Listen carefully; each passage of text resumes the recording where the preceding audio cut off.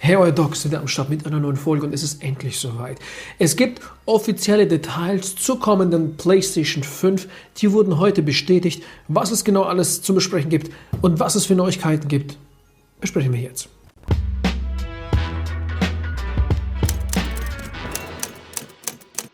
Wired, das Tech-Magazin, war in Kalifornien bei Sony und hat direkt mit Sony gesprochen. Mark Kearney ist der Systemarchitekt und er hat sogar ein Dev-Kit dabei gehabt und einiges gezeigt, vorgestellt und offiziell bestätigt. Viele der Gerüchte, die wir in den letzten Monaten hier bei mir in der Sendung behandelt haben, waren fast alle mit dabei, die fast auch bestätigt wurden, was mich auch mega freut.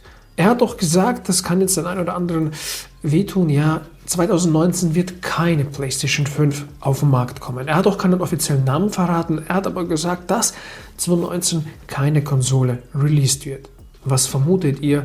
Wann dann? Jetzt dann 2020? 2021? Was denkt ihr? Schreibt mir das gerne jetzt in die Kommentare. Und er sagte auch, dass Entwickler bereits mit der neuen Konsole arbeiten und Games entwickeln. Er hat auch gesagt, es wird ein AMD Ryzen-Chip mit 8 Kernen der 3. Generation sein. Die GPU wird eine Radeon Navy-Serie. Diese soll 8K können.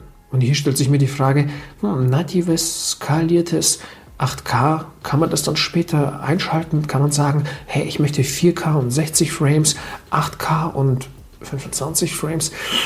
Das hat er natürlich so noch nicht gesagt, aber das sind solche Gedanken, die halt dann bei mir im Kopf schwirren. Was denkt ihr? Wie wollen die das mit diesem 8K, 4K, FPS? Was denkt ihr, wie lösen sie das? Was mich persönlich freut, Raytracing. Ich habe das in den letzten 2 Folgen, glaube ich, zu den Gerüchten euch schon mal erklärt. Das ist die Real-Life direkte Berechnung und Darstellung des Licht und Schattens und der schaut dann so geil aus, so Disney-mäßig, so Zeichentrickfilm-mäßig. Ich verlinke euch nochmal die 2 Folgen, wo ich das Ganze noch ein bisschen genauer erklärt habe. Was auch viele Patienten freuen wird, abwärtskompatibel mit PlayStation 4 spielen. Wie es mit 1er, 2er, 3er Konsole sein wird, weiß ich nicht. Aber er sagt zumindest, die jetzige aktuelle Generation kann ohne Probleme weiter benutzt werden. Also für mich bedeutet das sowohl CD als digital. Zudem sagt er, die aktuelle VR-Brille der jetzigen Generation soll auf der PlayStation 5 ohne Probleme funktionieren. Also für die jetzt noch eine kaufen, vielleicht im Ostersale oder Black Friday, können diese dann ohne Probleme benutzen. Wobei es schon ein Gerücht gibt, was jetzt damit nicht so zu tun hat, wurde so offiziell nicht bestätigt. Angeblich, was wir uns aber auch schon gedacht haben, kommt eine neue Brille raus. Dann wird es viele begeistern, wir haben keine HDD mehr verbaut, sondern eine SSD und er hat Spider-Man aufgemacht und gezeigt. Normalerweise war dieser Ladebereich ungefähr 15 Sekunden lang und so 0,8.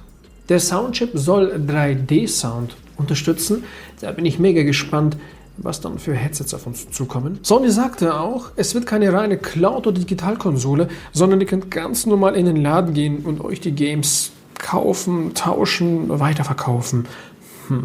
Was haltet ihr von den bestätigten Details? Freut ihr euch auf diese Details? Habt ihr euch mehr erhofft? Habt ihr euch weniger erhofft? Ich bin auf eure Meinung gespannt und Daumen nach oben, Abo da lassen, nichts verpassen. Wir sehen uns in der nächsten Folge. Euer Doc.